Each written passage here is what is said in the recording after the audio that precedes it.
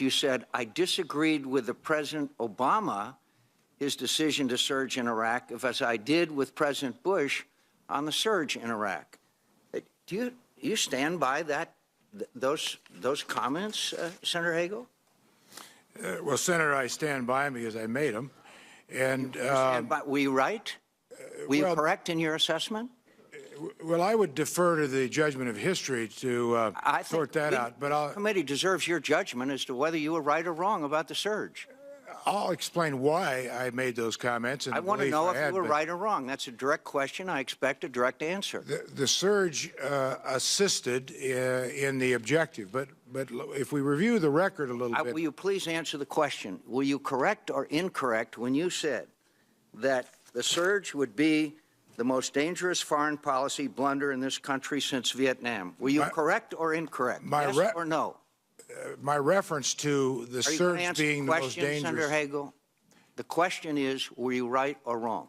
That's a pretty straightforward question. Well, I would like to answer whether you were right or wrong, and then you are free to elaborate.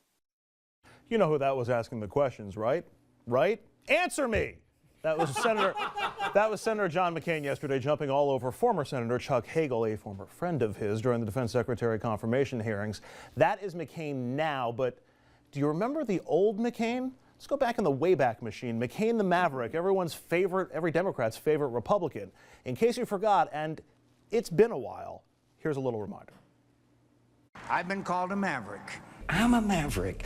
So I understand who I work for.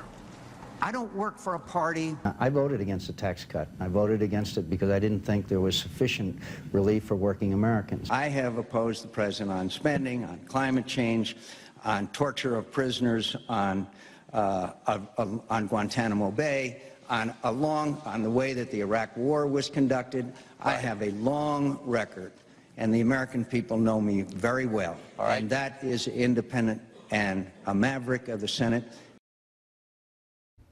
Who was that masked maverick? When McCain began preparing for his presidential bid in 2006, he was rated the 46th most conservative member of the Senate by National Journal.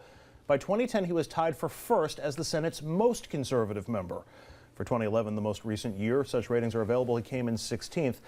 My question is, what happened to McCain the Maverick? What happened to that guy who was, his campaign theme in 2008 was country first?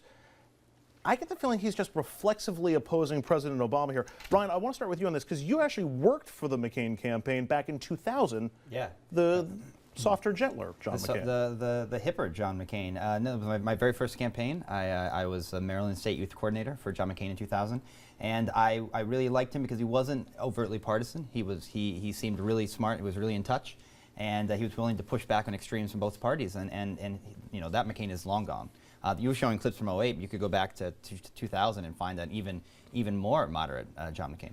You know, and the reason this comes up is because we keep talking about partisan gridlock. We keep talking about how nobody's working together to get anything done.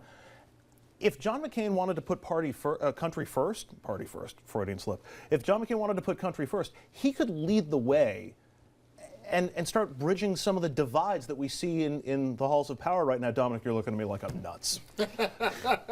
No, I mean, it's just amazing what a presidential campaign can do. You know, he lost to Barack Obama, who became the president, and all of that maverick stuff that falls by the wayside. It's gone. But it was general consensus that he was moving to the right between 2000 and 2008 to position himself for the run for the White House.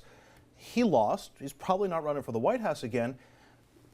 He never came back. He's still going. He's still going to the right. But why should he? He's playing to his Arizona base. There's a sensational amount of bitterness. I mean, if you watch him talk now, he's just so bitter that he didn't win that election, and he hasn't been able to let it go.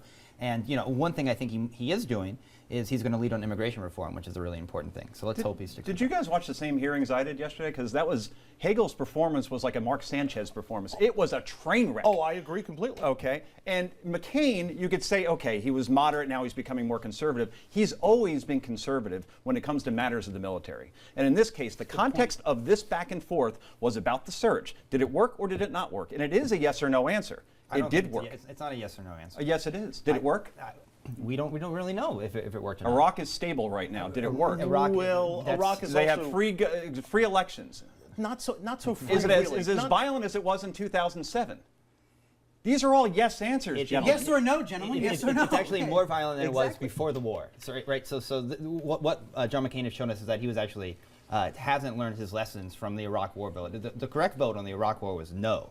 Okay, and Senator McCain hasn't learned that lesson yet. So the implication here is that McCain's really angry because Hagel endorsed Obama in 2008. Now this is his chance to get him back. That's exactly what it is. No, this guy was in Hanoi Hilton for 5 years. He cares about the military more than his career, more than anything in the world. And in this case, he was just mad because his former friend made some ridiculous comments about the surge, the most dangerous foreign policy blunder in this country since Vietnam. Those are strong words. He wanted an answer for it, and he could not. What has McCain agreed with President Obama on? What does who? What has McCain agreed with President Obama on since 2008? What has he agreed What on? could he possibly have agreed with him on? I mean, and also, by the way, what is the point of McCain going and leading the way when the president's entire attitude since he won his first election was elections have consequences, take away the keys, he refuses to build relationships. What's the point of generating some sort of consensus when this president has no intention of dealing with Republicans at all? Here's the point, and it came from a guy named John McCain. Country first.